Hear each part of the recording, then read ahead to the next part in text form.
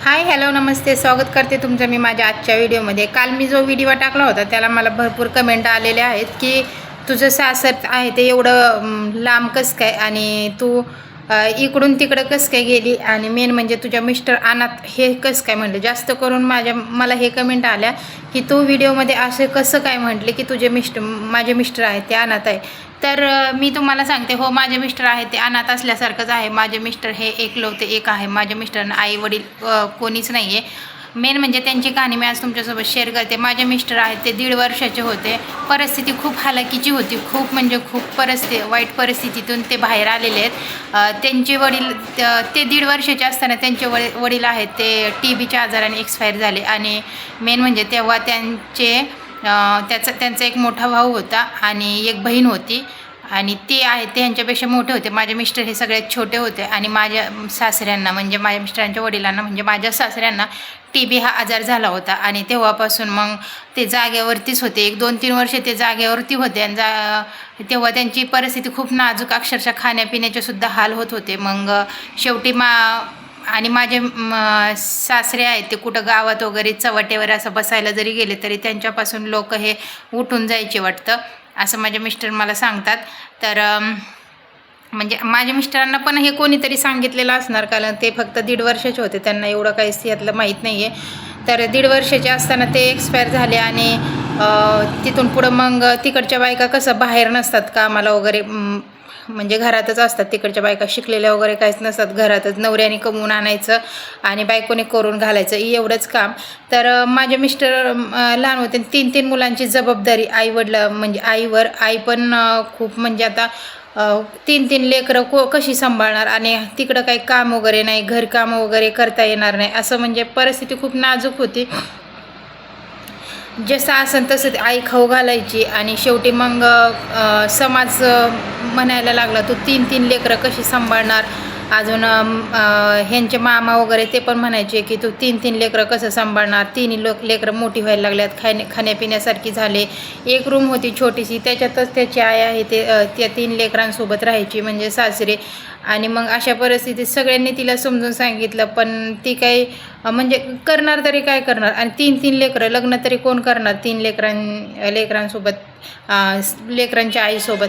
तर मग ती प्रत्येकाकडे मदत मागायची, म्हणजे भीक मागून आणून घातल्यासारखं ती लेकरांना खाऊ घालायचे.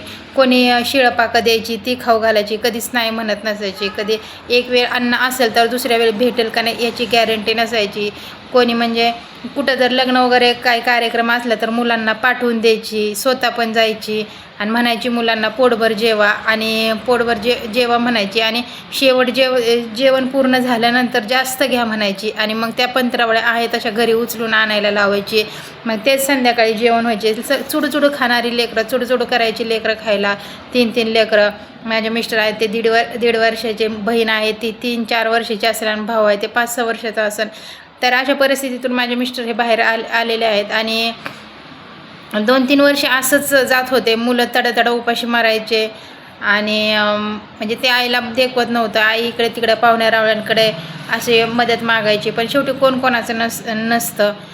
तर मग असंच माझ्या आईने ठरवलं की मला माझ्या मुलांसाठी मला निर्णय घ्यायला हवा. आणि मग माझ्या मुलांना जो सांभाळेल त्याच्यासोबत मी लग्न करीन, असं ती तिच्या आईपाशी म्हटली. आणि मग तिच्या आईने असं स्थळ पाहिलं की तो तेव्हा म्हणला की मी मुलांना पण सांभाळीन. म्हणजे हिला म्हणजे दिसायला ह्यांची आई म्हणजे माझी सासू ही खूप देखणी होती. कोणीसुद्धा म्हणजे करून घेण्यासारखं होती. तर त्यांनी म्हणजे मी आत्ता फोटोत बघते बरं का.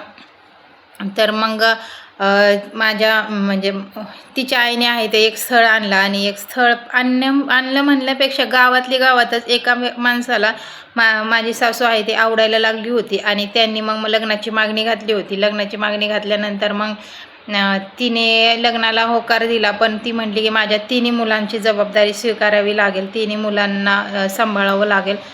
तोपर्यंत लग्न होईपर्यंत तर तो हा म्हटला, कारण म्हणजे 4 माणसांची बैठक बसवली, पंचायत बसवली. पंचायतीत सुद्धा तो हा म्हटला की मी 3 मुलांची जबाबदारी घेतो आणि 3 मुलांशी मी 3 मुलांची जबाबदारी घेतो.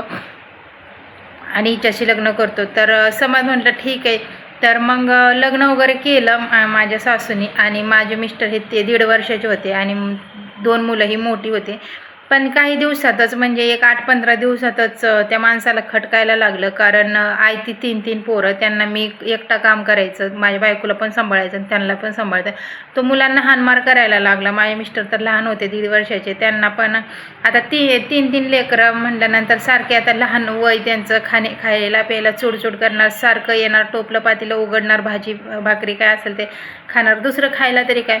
पण ते त्याला अजिबात देखवत नव्हतं, अजिबात सहन होत नव्हतं. तो मुलांना हाणमार करायला लागला. माझे मिस्टर लहान होते तर ते म्हणजे अंथरुणात लघवी वगैरे करायचे, तर त्यांनासुद्धा ते खूप मारायचे. हे एवढे मारायचे, खूप मारायचे. पण शेवटी आता माझ्या सासूचा पण नाविलाज होता. काय करणार आता, जबाबदारी. कमीत कमी माझ्या मुलांना 2 टायमाचं पोटभर जेवायला तरी भेटतं, या आशेने ती राहायला लागले. आणि नंतर मग एक दिवशी असंच माझे मिस्टर जेवायला बसले होते. आणि माझे दीर, म्हणजे ते आता या जगात नाही आहेत, माझे मिस्टर आणि दीर असे जेवायला बसले होते. तर तो अचानक कामावरनं आला. त्याला खूप राग आला, मी एवढं उन्हातानात काम करतोय आणि ही दुसऱ्याची लेकरं घरात माझ्या आयुष्य आरामात खातात म्हणून त्याला खूप राग आला. त्यांनी एवढं मारलं मुलांना. म्हणजे माझ्या मिस्टरांना इकडून ह्या गालातून मारलं वाटतं, तर ह्या गालातून असं म्हणजे इकडून म्हणजे घास तोंडातला उडून हा पूर्ण दरवाजापर्यंत गेला वाटतं. माझे मिस्टर खूप रडायला लागले. कळत तर नव्हतं, 1.5 वर्ष होते. खूप हालाकीचे दिवस काढलेले आहेत त्यांनी. माझ्या मिस्टरांनी मला ही एक कहाणी सांगितली. ज्यावेळेस माझे वडील वारले होते आणि तेव्हा आमच्या घरात खायला काहीच नव्हतं. आणि आई सगळीकडे पीठ मागायला गेली तर कोणी पीठसुद्धा देत नसायचं. कारण किती दिवस देणार, कारण पीठ घेऊन यायची पण परत रिटर्न होत नव्हतं आमच्याच्याने. तर एक दिवस असंच माझी आई माझ्या चुलतीकडे पीठ मागायला गेली, तर माझ्या चुलतीने ते पीठ दिलं नाही आणि म्हटली की तू कधी आणणार, तुम्हाला उपाशी मारायची सवय आहे, आमची लेकरं उपाशी राहत नाही बाई, त्यांना खायची सवय आहे, पीठ तर तुला देईन पण तू परत रिटर्न कधी करशील, असे भरपूर प्रश्न केले. आणि माझ्या आई तिथनं डोळे भरले माझ्या आईचे. आणि माझी आई घरी आली. माझ्या घरी आल्यानंतर मग माझ्या भावाला आणि माझ्या बहिणीला म्हणले शेतात जा आणि तांदूळशाची जी भाजी असते शेतात ती घेऊन या. ती भाजी घेऊन आली माझी नणंद आणि माझा मोठा दीर घेऊन आले वाटतं. खूप सारी भाजी घेऊन आली आणि मोठं पातेलं, जे पाणी तापवायचं पातेलं होतं, त्या पातेल्यात माझ्या सासूने ती भाजी शिजवली. आणि त्या भाजीत मीठ टाकायला सुद्धा मीठ नव्हतं. तर तशीच ती भाजी शिजवून माझ्या मिस्टरांना आणि माझ्या नंदाला, दीराला दिली आणि स्वतः पण खाल्ली. 2-3 टाईम तीच खाल्ली. माझ्या सासूला आता हे माहिती झालं होतं. कमीत कमी काही कोणी म्हणजे घरात जर काय खायला नसलं तर माझी मुलं रानात जाऊन भाजी घेऊन येऊ शकतात आणि मी त्यांना ती भाजी खाऊ घालू शकते, कारण माझी मुलं ती भाजी खातात, हे माहीत झालं होतं. ही एक किस्सा सांगितला होता माझ्या मिस्टरांनी मला. तर मग तेवढ्यात माझ्या मिस्टरांना त्यांच्या सावत्र वडिलांनी मारलं. आणि नंतर मग माझ्या मिस्टरांचे चुलते तिथं नेमकं जायला म्हणजे गेले होते. तर ते त्यांनी पाहिलं. तर ते त्यांनी पाहिल्यानंतर त्यांना खूप राग आला आणि त्यांनी तिन्ही मुलं उचलली आणि तिन्ही मुलं उचलून ते घरी घेऊन आले. म्हणला माझ्या भावाची मुलं आहेत, मी अजिबातसुद्धा देणार नाही. आणि जसं असेल तसं उपाशी तपाशी चटणी भाकरी रुकी सुकी रोटी हमारे साथ खाएंगे असं म्हटले. आणि तिन्ही मुलं आहेत ते घेऊन आले. आणि तिन्ही मुलं माझ्या नवऱ्याचे म्हणजे चुलती आणि चुलते हे सांभाळायला लागले. ते म्हणजे व्यवस्थित सांभाळत होते. तेव्हा मग माझे नवऱ्याची मावशी आहे, त्यांना 5 मुलंच होती. तर ती म्हटली की मुलगी आहे ती मी सांभाळते, मुलीला मला देऊन टाका. शेजारीच राहायला होते, भावकीतच होतं हे सगळे नाते असं. तर मग माझ्या चुलत सासऱ्याने माझ्या नंदला आहे ते त्यांना देऊन टाकलं. आणि 2 मुलं आहेत ते माझे सासरे सांभाळत होते. 2 मुलं व्यवस्थित म्हणजे सगळं काय ते व्यवस्थित चाललं होतं. पण चुलती किती काय केलं तरी शेवटी फरकच असतो सख्या मुलात आणि जावेच्या मुलात. माझा सासऱ्याचं पण एवढं पॉसिबल नव्हतं, म्हणजे चुलत सासऱ्याचं. त्यांची 4 लेकरं, 5 लेकरं, 2 मुली 3 मुलं आणि हे दोघं, म्हणजे किती 7 मुलं सांभाळणं एवढं सोपं नव्हतं. आणि घरात करता म्हणजे आमचा सासराच. तर माझी चुलते म्हणजे ह्यांची चुलती काय करायची, माझी चुलत सासू काहीतरी बॉब्या वगैरे तळून द्यायची, हे माझ्या मिस्टरांना आणि दिराला विकायला पाठवायचे. आणि तिची मुलं आहेत ते शाळेत जायची. आणि खूप लहान होते हे पण, किती आता म्हणजे नुकतंच म्हणजे दीड दोन वर्षाचं म्हणल्यानंतर किती वय असणार आहे. पण माझाच दीर आहे तो माझ्या नवऱ्याला घेऊन जायचा, पायात चप्पल नाही काय नाही, उन्हातानात जायचा. आणि कधी कधी तर मग भजे तळून द्यायची आणि 1 रुपयाला 4 भजे असं विकायला लावायची. ती विकून यायची माझे मिस्टरांना, माझा धीर. आणि एक भजे पण ती मोजून द्यायची, म्हणजे माझी चुलत सासू ती मोजून द्यायची, तेवढे भजे आहेत तेवढे भजे विकलेच पाहिजे. आणि ते जेवढे विकतील तेवढेचे हिशोब पण घ्यायचे घरी आल्यानंतर. आणि असे माझ्या मिस्टरांनी दिवस काढलेले आहेत. मग काही दिवसातच काय होतं, माझी सासू आहे ते सासूला ते देखवत नाही आहे, कारण समोरच होतं. माझ्या सासूला त्यांच्या मुलांचे हाल देखवत नव्हते आणि इकडं पण आणू शकत नव्हते, कारण इकडचं पण आता करू लग्न केलं तर तिने. आणि तो माणूस आहे तो मुलांना सांभाळायला तयार नव्हता, कारण पूर्ण तो पलटला होता. मग माझ्या सासूला ते रोज बघवत नव्हतं. रोज ती डिप्रेशनमध्ये जायला लागली, खूप टेन्शनमध्ये जायला लागली. हळूहळू तिची तब्येत खूप खालवली. आणि 2 ते 3 वर्षात, म्हणजे माझे मिस्टर आहेत ते 4.5 पावणे 5 म्हणजे 5 वर्षाचे होईपर्यंत तर माझे सासू पण एक्सपायर झाले. तर आता माझी दीर आणि नवरा आणि माझी नणंद ही पूर्ण तिघं ही अनाथ झाली होती. कोणच नव्हतं, चुलती सोडून त्यांना कोणीच नव्हतं. तर मग अशा परिस्थितीमध्ये मग म्हणजे मोठा भाऊ होता ह्यांचा, माझा दीर. त्यांना थोडं कळत होतं, 9-10 वर्षाचे होते ते. तर ते काय करायचे, ह्या दोघा भावंडाची काळजी घ्यायचे. मग 10 वर्षाचा ते झाल्यानंतर मग त्यांनी काय केलं, माझ्या चुलत सासऱ्यांनी आणि सासूने, की माझ्या दिराला आहे ते दिल्लीत सिलाईचं काम शिकवायला पाठवलं. मग ते जीन्स पॅन्टची सिलाई, मग ते दिल्लीत आले सिलाईचं काम शिकायला. 2-3 वर्ष त्यांनी तिथं काम केलं आणि नंतर मग स्वतःच्या भावाला पण घेऊन आले, म्हणजे माझ्या मिस्टरांना दिल्लीत घेऊन आले. घेऊन आल्यानंतर दोघं भावंडे छान असं व्यवस्थित काम करायचे. 2-4 वर्ष त्यांनी काम केलं. माझा दीर झाला होता तो 17 वर्षाचा झाला होता आणि माझे मिस्टर होते ते 12 वर्षाचे झाले होते. आणि दोघं व्यवस्थित काम वगैरे करायचं. सुट्टी म्हणजे काही सणावाराला आहे ते गावाकडे जायचे, गावाकडे गेले तरी चुलतीकडेच राहायचे, दुसरं आता कोणी राहिलंच नव्हतं. तर अशातच एक दिवशी असं झालं की सणानिमित्त, कोणता तरी सण होता, त्या सणानिमित्त माझे मिस्टर आणि दीर आहे ते गावाकडे गेले होते. गावाकडे 2-4 दिवस राहिले, सण वगैरे केला. पण गावात एक जण एक्सपायर झालं होतं, कोणीतरी गावातला म्हणजे आजूबाजूचं कोणीतरी असेल. अशा परिस्थितीत मग माझा दीर आहे ते त्याच्या अंतिम संस्काराला गेले होते. आणि गेल्यानंतर घरी आल्यानंतर अचानक ते म्हणायला लागले की माझं कोणीतरी हात ओढतंय असं म्हणायचं. त्यांना असं भास होत होता, मला कोणीतरी चल म्हणते, माझा कोणीतरी हात ओढते. हे म्हणजे माझे मिस्टर मला सांगतात म्हणून. आणि आत्ता मी गावाला गेले होते, तिकडच्यांनी पण मला हे सगळं सांगितलं, तेच मी तुमच्यासोबत शेअर करते. मग माझ्या दीराच्या आहे ते 17 वर्षाचा माझा दीर, भरपूर पोटात दुखायला लागला. अचानक एवढं पोटात दुखायला लागलं, खूप पोटात दुखायला लागलं. आणि 1-1.5 तास पोटात दुखायला लागल्यानंतर, म्हणजे नॉर्मल होता, जेवण वगैरे केलं होतं, सगळ्या गोष्टी म्हणजे नॉर्मल होत्या. घरच्यांना एवढं काही जास्त होईन असं वाटलं पण नाही. पण अचानक त्यांचं एवढं पोट दुखायला लागलं की ते ओरडायला वगैरे लागले. मग लगेचच सगळ्यांनी हॉस्पिटलमध्ये धाव घेतली. आणि हॉस्पिटलमध्ये जायच्या अगोदरच माझे दीर आहेत ते एक्सपायर झाले. आता फक्त म्हणजे दीर एक्सपायर झाले म्हणल्यानंतर माझे मिस्टर तर आता पूर्ण तुटले होते. म्हणजे त्यांना समजत नव्हतं की आता आधार होता तो फक्त भावाचा होता. वडील गेले, म्हणजे हे फक्त 7-8 वर्षातच सगळं. वडील गेले, आई गेली, भाऊ गेला. आता माझे मिस्टर आणि नणंद राहिली होती. माझी नणंद पण मावशीच्या घरी राहत होती, तिला त्यांनी दत्तक घेतलं होतं. चिमणी पाखराची जशी कहाणी होती तशी ही कहाणी झाली होती त्यांची. आता माझे मिस्टर एकटे पडले होते. आता माझ्या मिस्टरांना कोणीसुद्धा नव्हतं. आणि माझे मिस्टर आता करणार तरी काय करणार. माझ्या मिस्टरांचं वय होतं त्यावेळेस 12 वर्ष होतं. रडले सगळे, म्हणजे जबाबदारीचं ओझं खांद्यावर पडलं. म्हणजे कसं असं वेळेने एवढं लवकर त्यांना मोठं केलं. वय नव्हतं पण त्या परिस्थितीने, त्या मजबुरीने त्यांना एवढं मोठं एवढ्या लवकर मोठं केलं. 12 वर्षातच ते एवढे समजदार झाले. आता त्यांच्या डोक्यात एकच होतं, आता मला एक बहीण आहे, तीच माझं सर्वस्व आहे. आणि आता मला तिचं लग्नासाठी पैसे कमवायच्यात आणि ते पैसे मला म्हणजे तिचं लग्न आहे ते मला धूमधडाक्यात करायचे.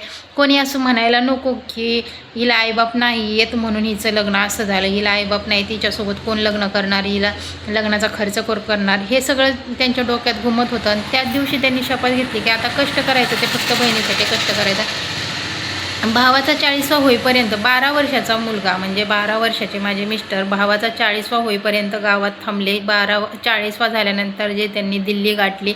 दिल्लीत येऊन त्यांनी कंटिन्यू काम करायचं ठरवलं. दिल्ली ते गाव 200 किलोमीटरचा प्रवास आहे, पण 1-2 वर्ष ते गावाकडे सुद्धा गेले नाही, कारण जाणार तरी कोणाकडे जाणार. दिल्लीतच जिथं काम करायचे तिथंच राहायचे, तिथंच खायचे, तिथंच प्यायचे, असे दिवस काढले. 2-3 वर्षात भरपूर असा पैसा कमवला. पैसा कमवला तोपर्यंत बहिणी आहे, ते बहिणीलाच पाहुणे यायला लागले होते. तिचं लग्न अगदीच थाटामाटात म्हणजे धूमधडाक्यात केलं. तर तेव्हा तिचं लग्न भावाने केलं. तेव्हा तिच्याच ज्यांनी सांभाळलं, म्हणजे चुलते वगैरे सांभाळलं. तर कशाचं सांभाळलं, म्हणजे सगळं तर ते दिल्लीलाच राहत होते, फक्त नावाला कधी गेलं तर राहत होते. त्यासाठी त्यांनी सांभाळलं. त्यांच्या रेशन कार्डमध्ये यांचं नाव टाकलं म्हणून त्यांनी सांभाळलं, असं लिगली लागलं गेलं. आणि ते म्हणायला लागले की तू जेवढा बी पैसा कमवतो तू बहिणीवर उडवतो, तू जेवढा बी पैसा कमवला तू बहिणीला खर्च केला. आमच्या घरातले सुद्धा, म्हणजे तू आम्हाला पैसे द्यायचे सोडून तिला पैसे दिले. ती तर तिच्या मावशीकडे राहत होती, त्यांनी जबाबदारी घेतली होती, त्यांनी लग्न करायला पाहिजे होतं. 7 लाख रुपये त्यावेळेस 7 लाख रुपये माझ्या नवऱ्याने माझ्या नंदाच्या लग्नात खर्च केले. तर त्यांच्यावर असे आरोप केले की तू घरातले पैसे घेतले, तू आम्हाला पैसे नाही दिले, तू असं तू तसं. बहिणीचं कसं बसं लग्न लावलं. आता त्यांनी ठरवलं की आता आपण पार पाडलं, आपली जबाबदारी संपली. बहीण चांगल्या घरी दिली, बहिणीचं म्हणजे स्थळ चांगलं होतं, चांगल्या घरी दिले. आता बहिणीचं टेन्शन नाही. आता त्यांनी ठरवलं होतं गाव दिल्ली दोन्ही सोडायचं, आणि ते सोडून ते आले ते मुंबईला. बहिणीचं लग्न लावल्यानंतर 1 महिन्यात ते मुंबईला आले. मुंबईला आल्यानंतर त्यांनी सिलाईचंच काम केलं कंटिन्यू. जीन्स पॅन्टीच्या कारखान्यात त्यांनी काम केलं. ते काम 4-5 वर्ष त्यांनी तिथं कंटिन्यू काम केलं एकाच ठिकाणी. आणि आता ठरवलं की आता भरपूर पैसा जमा केला 4-5 वर्षात, आणि ठरवलं की आता स्वतःचं काहीतरी करायचं. स्वतःचं करण्यासाठी मग त्यांनी ठरवलं की आता गावाकडं जायचं, आणि गावाकडनंच काहीतरी, म्हणजे इकडं महाराष्ट्रामध्येच बिझनेस करायचा. तर ते एवढे सगळे पैसे 10-15 लाख रुपये त्यांनी जमा केले होते. दिवस रात्र काम करत होते. नगावरती काम होतं. एका रात्रीत ते 100 पॅन्टी काढायचे. म्हणजे ते 10 रुपयाला एक पॅन्ट होती, पण एका रात्रीत 1000 रुपये, 1,500 रुपये ते कमवायचे. अशा परिस्थितीत 4-5 वर्षात भरपूर पैसा कमवला. गावाला गेले. गावाकडनं थोडंसं सजेशन घेतलं मोठ्या भावांचं आणि चुलत्याचं की माझ्याकडे असे पैसे आहेत, मला आता महाराष्ट्रामध्ये जाऊन बिझनेस टाकायचा आहे. तर चुलत्याच्या तोंडाला पाणी सुटलं आणि भावांच्या तोंडाला पण पाणी सुटलं. ते म्हटले की ठीक आहे, आपण पार्टनरशिपमध्ये करू. पार्टनरशिपमध्ये सगळा पैसा तर यांचाच राहणार होता, पण फक्त पार्टनरशिप हे नाव दिलं गेलं. आणि यांनी चादर बेडशीटचा बिझनेस महाराष्ट्रामध्ये करायचं ठरवलं. आणि तिकडून ते 10-1 लाखाचा माल घेऊन महाराष्ट्रामध्ये आले. आणि त्यांच्यासोबत येताना ते 3 भावंड आणि चुलतेसुद्धा आले. इथं येऊन त्यांनी कामाचं बघितलं, काम कसं चालतंय ते बघितलं. काम एकदम फॉर्ममध्ये चाललं होतं. ते तुम्हाला माहिती पण असेल, जुन्या कपड्यांवरती जुने कपडे घ्यायचे आणि चादर बेडशीट बनवून द्यायचे, ते काम त्यांचं होतं. आणि ते काम छान चाललं होतं. तर यांनी गावाकडनं परत 10-15 मुलं बोलवली. जवळजवळ 25 मुलांचा यांच्याकडे स्टाफ होता. छान असं काम करत होते हे सगळा स्टाफ होता. आणि हे काहीच काम करत नव्हते. सकाळी उठायचे, सगळी मुलांना माल काढून द्यायचे. सगळी मुलं फेरीवर जायचे, फेरी करायला जायचे. आणि हे परत फेरी करून 12-1 वाजेपर्यंत घरी यायचे. त्या मुलांना हे भात वगैरे बनवून ठेवायचे, जेवण वगैरे बनवून ठेवायचं, कारण खाण्याची राहण्याची जबाबदारी यांच्याकडे होती. आणि अशातच सगळं काही व्यवस्थित चाललं होतं. भरपूर इन्कम होता. तर ते चुलत्यांना तिथंही खटकलं की आम्ही ह्याच्याकडे नौकर म्हणून काम करतोय. तर ते म्हटले की नाही, आपण म्हणलं होतं पार्टनरमध्ये काम करायचं, तर पार्टनरमध्ये काम करायचं असं म्हटलं होतं. सगळा पैसा तर याचाच होता. तरीसुद्धा त्यांनी हिशोबाला हिशोब, म्हणजे निम्म्याला निम्मा हिस्सा घ्यायचा ठरवलं. आणि त्याच्यामध्येच ह्यांनी ठरवलं की ठीक आहे, चला माझं तरी मागं पुढं कोण आहे. तर मग हे म्हटले की हे आहेत तेच माझं आहे. तर मग ह्यांनी हे मान्य झाले, तयार झाले. ठीक आहे, अर्ध तुम्ही अर्ध घ्या, मला अर्ध द्या. हे म्हटले की ठीक आहे. आणि त्या क्षणाला आमची लव्ह स्टोरी चालू झाली होती. आणि त्या क्षणाला आमचं लग्न झालं होतं. म्हणजे लव्ह स्टोरी चालू होऊन आमचं लग्न झालं. आणि लग्न झाल्यानंतर त्यांना असं वाटलं, चुलत्यांना ही शिकलेली, हा मुलगा जरी अडाणी असला तरी ह्याने शिकलेली मुलगी केली, महाराष्ट्रातली मुलगी केली. आता सगळं काही ते आपल्याकडनं ते हिशोब घेणार, सगळ्या गोष्टी होणार. आजपर्यंत ह्याला आपण 1 रुपयाचा याला आपण कधी 1 रुपयाचा हिशोब दिला नाही. आणि आता ही ह्याची बायको आहे ती शिकलेली आहे, ही सगळं काय ती डिटेलमध्ये हिशोब घेणार, सगळ्या गोष्टी करणार. तेव्हा मग त्यांनी एक प्लॅन केला आणि ते म्हटले की हा बिझनेस आहे तो आमचा आहे आणि तू किती काय केलं तरी आता तू इकडची मुलीसोबत लग्न केलं, तू इकडचाच प्रॉपर झाला, तर आम्ही आमचा बिझनेस घेऊन दुसरीकडे जाणार. त्यांनी भरपूर भांडणं केली, हे शेवटी एकटे पडले. म्हणजे ते वडील म्हणजे 3 भावंड आणि वडील म्हणजे चुलता आणि चुलत्याची 3 मुलं, ती चौघं एकीकडे झाली आणि माझे मिस्टर आहेत ते एकीकडे झाले. हाही असा बिझनेस यांनी सोडून दिला. पण आज तुम्हाला सांगते, जी म्हणतात ना कर्म फिरून येतात, कोणाचा तळतळाट हे चांगला नसतो. आज त्यांचं म्हणजे सगळं सोडूनसुद्धा, आमच्या हक्काचं आम्ही सोडूनसुद्धा आज आम्ही खूप खुश आहे. आमचा बिझनेस सेट आहे. आज आम्ही दोघं पण खुश आहे. आमचा संसार, आमची मुलं, आमचं मुलांचं शिक्षण सगळं काय ते व्यवस्थित आहे. पण आज म्हणतात ना कर्म फिरतात, कुठंतरी म्हणजे हे होतं. तर आज त्यांची 3ही मुलं अजूनसुद्धा दारोदारी फेरी करतात. कोणाला म्हणजे कोणी मुलांसाठी तरपडते, तर कोणाला तर मुलंच नाही असं आहे. म्हणजे माझी जी मोठी जाऊ आहे तिला 4ही मुलीच आहेत. ती मुलासाठी प्रयत्न करते, मुलं तिला होत नाही आहेत, तर तिने शेवटी दत्तक मुलगा घेतला. 4 मुली असताना दत्तक मुलगा घेतला तिने. 2 नंबर जे आहेत ते सुद्धा फेरीच करतात, मुलाबाळांना सोडून ते पण बाहेर जातात, ते सुद्धा फेरीच करतात. त्यांच्या बायकोमागे नेहमी दुखणं असतं. आणि 3रा जो आहे त्याच्या लग्नाला कमीत कमी 5-6 वर्ष झालं. ते संतानासाठी म्हणजे मुलांसाठी तरपडतात. ते आज त्यांच्याकडे म्हणजे मुलांसाठी तरपडतात. ते सुद्धा दारोदारी फेरी करतात. जर दिवसभर कमवलं तर संध्याकाळी त्यांना खायला आहे, तर नाही कमवलं तर त्यांना खायला सुद्धा नाही, अशी परिस्थिती आहे त्यांच्या मुलांची. चुलते तर आता एक्सपायर झाले आहे. ती एक चुलती 3 मुलात खपत नाही. 3ही मुलं मिळून एका चुलतीला सांभाळू शकत नाही. शेवटी माझे मिस्टरांनी त्यांची जबाबदारी घेतली, त्या चुलतीची जबाबदारी घेतली. ती सख्खी 3 मुलं असून त्यांची जबाबदारी नाही घेऊ शकले. सुना म्हणजे त्या म्हातारीला आहे ते जेवण वगैरे देत नाही. तू दे तर मी दे, मीच का देऊ, मीच का करू, अशी परिस्थिती आहे. अशा परिस्थितीमध्ये त्या म्हातारीला आज आठवते की मी याला किती त्रास दिला, याला मी उन्हातान्हात भजे विकायला लावले, याला पोंगे विकायला लावले, याला काय काय करायला लावलं, माझ्या मुलांना मी शिकवलं, शाळेत पाठवलं, तरी आज हा सेट आहे पण माझी मुलं सेट नाही.